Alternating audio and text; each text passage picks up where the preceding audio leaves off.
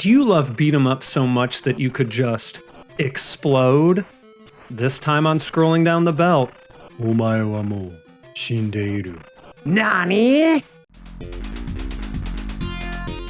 1986 was a great time for Hokuto no Ken, aka Fist of the North Star, to be adapted into a home console game. The smash hit manga ran in the pages of Shonen Jump from September 1983 to August 1988, and was written by Buron-son, whose real name was Yoshiyuki Okamura, and illustrated by Tetsuo Hara. The world has been ravaged by nuclear war. Roving gangs and would-be dictators have oppressed those who are just trying to get by in, well, the desert wasteland, really. Our hero is Kenshiro, the successor of an ancient martial art called Hokuto Shinken that focuses on manipulating pressure points in the human body. He just wanted to live his life in peace with Yuria, but his friend Shin decided to become a dictator. Not only did he feel that Kenshiro was too weak to survive in this world, nearly ending his life by giving him the 7 signature scars on his chest, but he also had been secretly lusting after Yuria. So, 2 birds with 1 stone, I guess. Of course Kenshiro managed to survive, and this set him off on a journey to rescue Yuria, helping those in need along the way. He meets many people during his journey, but eventually encounters his brothers, though I don't think they're his actual brothers, Toki and Nao. Toki is weakened by sickness, but has dedicated his life to using Hokuto Shinken to heal others. Nao is very much the opposite, taking on the name Kenno, or Fist King. Yeah, not to be confused with the Kenno or Sword King from Trojan. I'm sure that's just a coincidence. He raises the largest army of all the would-be dictators and is quite the fearsome figure, both figuratively and literally. He also kidnaps Yuria again before Kenshiro can reunite with her after defeating Shin. Kenshiro, of course, eventually defeats Rao and is reunited with Yuria, and then nothing happens afterward and the story is over. There's no second half at all, nope. The manga was picked up for its first anime adaptation in October 1984, and the first half of the story ran on Fuji TV until March 1987. The second half picked up right after and ran until February 1988. There was also a theatrical anime movie released in March 1986, which told a very abbreviated and alternate version of the first half of the series and was quite a bit more violent. And God help us, there was even a Hollywood live-action adaptation in 1995 that starred Gary Daniels, Chris Penn, and Malcolm McDowell? Those who want a much bigger history lesson on this series should really listen to the Fist of the North Star episode of the Retronauts podcast that I guested on. You can find a link to it in the description of this video. The first console Fist of the North Star game was released in July 1986, and it covers, in a very abbreviated way, the first half of the story. It's a single-plane beat-em-up in the vein of Irem's Kung Fu Master, or Capcom's Trojan, insofar as your main goal as Kenshiro is to walk to the right and punch or kick the goons that endlessly come running at you. And since this is Fist of the North Star, they all just explode on contact. Jumping is also heavily emphasized here, since not only does it allow you to perform a jump kick to more easily deal with airborne enemies, but also holding down before you jump results in a super jump. This is the key to rocketing to the top of the screen to grab occasional power-ups that come floating by under certain conditions. E-icons will replenish some of Kenshiro's health bar, but there's a trick to getting them to appear. If you do a super jump when the timer strikes 80, one will always appear. Chapter 2 and 5 also specifically feature these lion heads in the background. If you jump up to the first one in each level and punch it, a P icon will appear that allows Kenshiro to take no damage from the next 8 enemy attacks. This information is absolutely available online, but I learned about it from what seems to be a magazine clipping that came inside the manual of my own copy of the game. The player is treated to beautiful parallax scrolling backgrounds as Kenshiro strolls through various scenic locales in Fist of the North Star's world. You reenact notable battles by facing off against well-known villains in the form of mid-bosses and end-of-level bosses, with the sprites blowing up in size quite a bit for these one-on-one encounters found at the end of the levels. And though these look more like they might play like a one-on-one fighting game, the controls are very much the same as they are in the normal levels. Some of the fights are even puzzles, insofar as you can't finish off the bosses unless you beat them in specific ways that relate to how they were defeated in the original story. And when you solve these puzzles, you're treated to a very impressive and flashy on-screen version of that same move, complete with its name and text. All it's missing is Shigeru Chiba saying it out loud. Despite its simplicity, this game was obviously going for a high level of source material accuracy. The first level is Southern Crosstown, where you encounter henchmen Spade, Diamond, Club, and Heart as mini-bosses. The first three you can defeat in any way you like, but for Heart you have to punch him repeatedly in the gut. Reaching the end of the level brings you to the famed confrontation with Shin, and just like in the original, he goes down surprisingly easy. Kenshiro also discovers that Yuria is in fact in another castle, and by that I mean taken by Rao, and that this one is a fake. From here, Kenshiro makes his way through Golan to fight the Colonel and his lackey. No, they don't have any delicious fried chicken for you, but they do introduce the new challenge of dealing with jumping enemies. The third level sees a battle against the giant Devil Rebirth, turning the boss fight formula on its head, and making this feel much more like one found in a traditional action game. We then travel to Cassandra, Keno's prison for martial artists that may or may not pose a threat to his world conquest. Most notably, Toki is imprisoned here, and he's actually the level's boss. He's also the first boss to introduce a mandatory gimmick, spacing yourself just far enough away from him to take a quick step backwards when he throws a punch after moving back and forth a few times, and then stepping forward and delivering a punch of your own. And the fact that Toki is a pacifist and probably doesn't actually want to be fighting Kenshiro is indicated by the battle ending before you can actually finish him off. But the gimmicks continue as Kenshiro heads up to the next level to eventually face off against Holy Emperor Souther, a cartoonishly evil villain who kidnaps children to construct his Holy Cross mausoleum.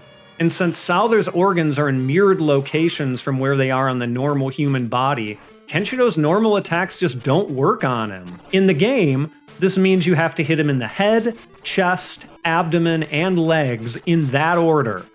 At that point, you do damage to him and wait for him to do his flying jump and hit him in the air to finish him off in a spectacular way.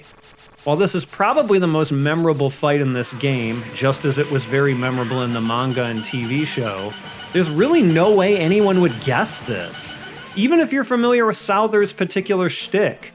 Also, every mini-boss in this level is this pair of guys with flamethrowers. And last, but certainly not least, is the mighty Keno himself, or Rao if you prefer.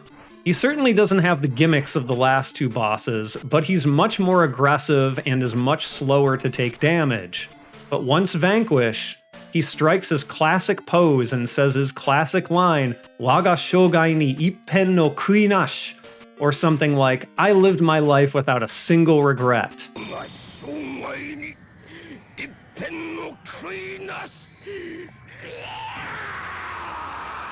And now, finally reunited with the real Yuria, Kenshiro can live in peace. Unless, of course, you hit up on the control pad 20 times.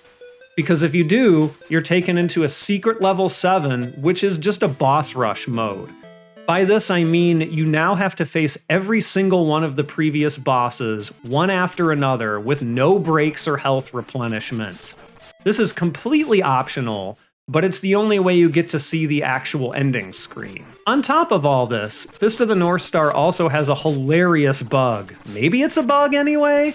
If you defeat a boss without taking any damage and jump diagonally to the right once entering the next level, Kenshiro will shoot through the sky to the end of that level, arriving directly at the next boss. We mentioned the obvious influences on this game earlier, but I'd say that Sega's own Seishun Scandal is probably most influential. It was a side-scrolling beat-em-up that emphasized jumping quite a bit more than any of its contemporaries, and also took you into distinct screens when it was time for a boss fight.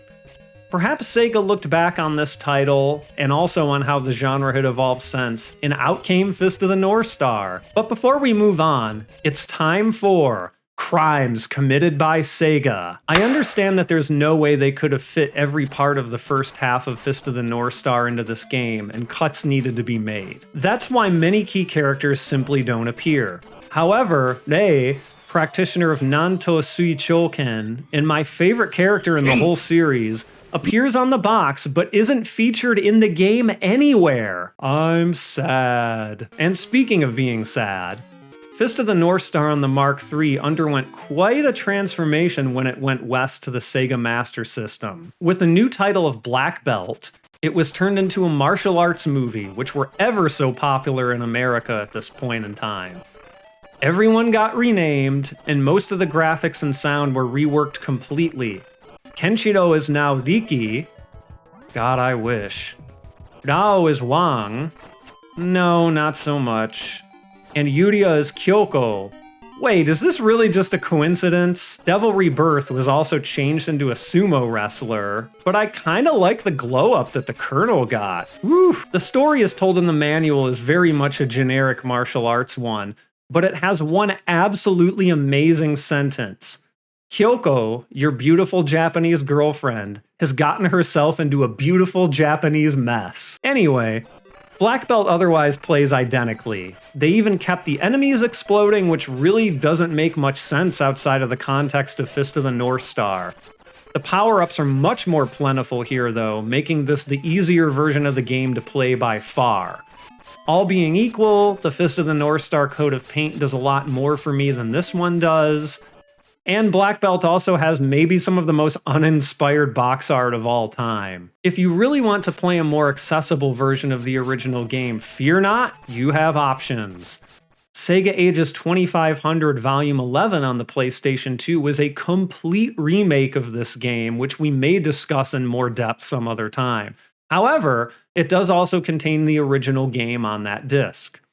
The PlayStation 4's Hokutoga Gotoku, a Fist of the North Star game made in the Yakuza/Ryuga Gotoku engine, with voice actors from that series voicing the characters, also features the original as a playable minigame. Apart from being the first console game released in the franchise, this game is also notable for being an early work of genius programmer and convicted criminal Yuji Naka.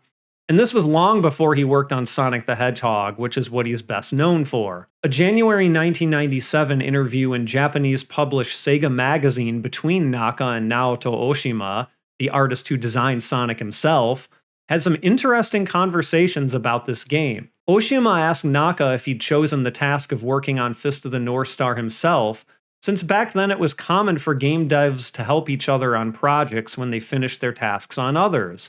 Naka said that he absolutely did not, and he had a reason for it that he knew was dumb. He'd gotten into a fight with a friend in high school who really loved Fist of the North Star.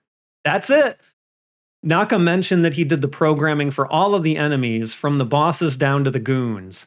He got basic information on the series and characters from the planner on that project, and he consulted the manga when he needed more detail on things. But even though the game is well regarded and by all accounts moved some Master System units in Japan, Naka mentioned that he didn't really enjoy the process of working on it all that much. Upon hearing this, Oshima was a bit surprised. Apparently this was all new information to him. It may not seem like much, and maybe compared to its other beat-em-up brethren, it really isn't. But compared to the Fist of the North Star games that immediately followed this, it's pretty darn good. Games in the franchise would start releasing on the Famicom shortly after, the first two being action games. The second one was alright, but the first one was absolute hot garbage. We won't be talking about either of them here, but we'll maybe save that conversation for later videos about anime license games. Fist of the North Star would then get adapted into RPGs on the Famicom and Super Famicom because it was the Dragon Quest boom, and then move on to become subpar fighting games on the Super Famicom because Street Fighter II. This isn't the last you'll see of Fist of the North Star and Scrolling Down the Belt though, so don't worry.